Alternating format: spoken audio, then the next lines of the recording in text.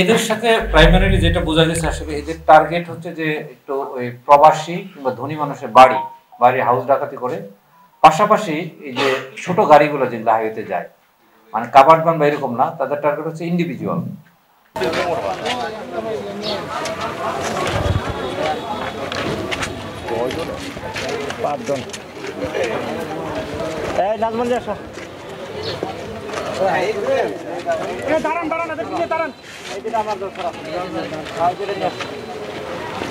আসো আসো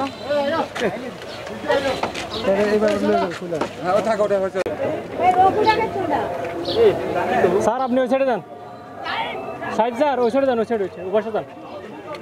আপনারা জানেন যে কিছুদিন আগে সদর দক্ষিণে কিন্তু আমাদের এই হাইওয়েতে ডাকাত ধরা পড়েছিল। এটা একদম লাকিলি ওই দিন আমি এবং জেলা প্রশাসক আমরা বাইরে ঘুরতেছিলাম, হঠাৎ করে খবর পেলাম যে আমাদের পুলিশ ক্ষেতের ভিতর থেকে দুইজনকে ধরেছে।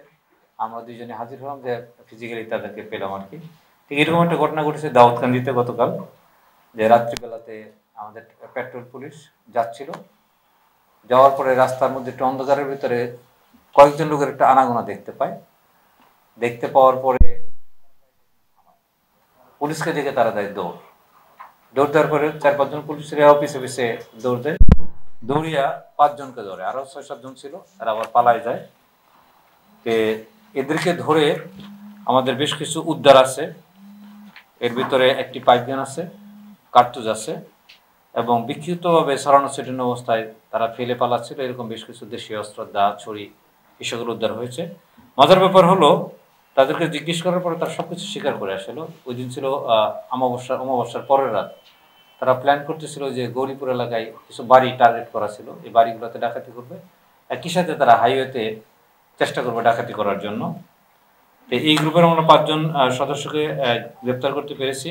প্রত্যেক আসামির বিরুদ্ধে আসলে একাধিক মামলা আছে, ডাকাতি মামলা সহ একাধিক মামলা আছে।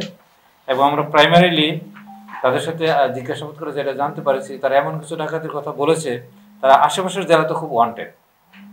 এবং আমাদের কুমিল্লাতে তো করেছেই বেশ কিছু ডাকাতি, এই তাদের কাছ থেকে আমাদের ডিটেক্ট করা সম্ভব হবে।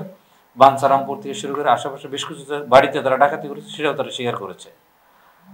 আমাদের ধারণা যে আশেপাশের জেলার যে সমস্ত ডাকাতি মামলাগুলো এখনো পর্যন্ত ডিটেক্ট হয়নি, ওই সমস্ত আইরাও তাদেরকে সনারেস্ট করে বিষয়গুলো উদ্ঘাটন করতে পারবে।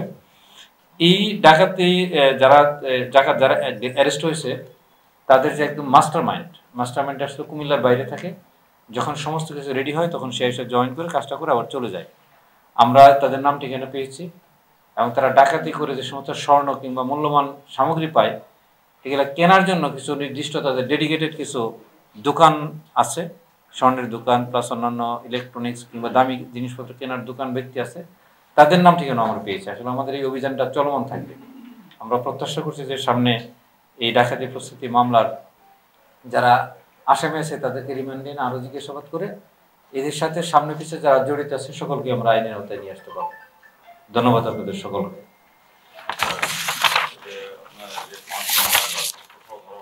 এদের সাথে প্রাইমারিলি যেটা বোঝা গেছে আসলে এদের টার্গেট হচ্ছে যে একটু ওই প্রবাসী কিংবা ধনী মানুষের বাড়ি হাউস ডাকাতি করে, পাশাপাশি এই যে ছোট গাড়িগুলো যেগুলো হাইওয়েতে যায়, মানে কাভার্ড ভ্যান বা এরকম না, তাদের টার্গেট হচ্ছে ইন্ডিভিজুয়াল। দেখা গেলো যে প্রাইভেট কার, মাইক্রো কিংবা জিপ নিয়ে যারা যাচ্ছে তাদেরকে ব্লক দিয়ে ডাকাতি করা, বিভিন্ন রকমের মডাস অপারেন্ডি তারা ব্যবহার করে থাকে। কোথাও কি বলে যে রড মেরে যেটা করে, আবার কোথাও দেখা গেলো গাড়ি স্লো হয়ে গেলে যেটা করে, এটা বিভিন্নভাবে করে। আসলে ওইরকম গার্মেন্টস পণ্য বা সামগ্রীর চেয়েও তাদের বড় টার্গেট হচ্ছে যে ধনাঢ্য মানুষের বাড়ি এবং হাইওয়েতে যারা চলাচল করে ছোট গাড়ি নিয়ে, তাদেরকে অনেক সময় তারা টার্গেট করে।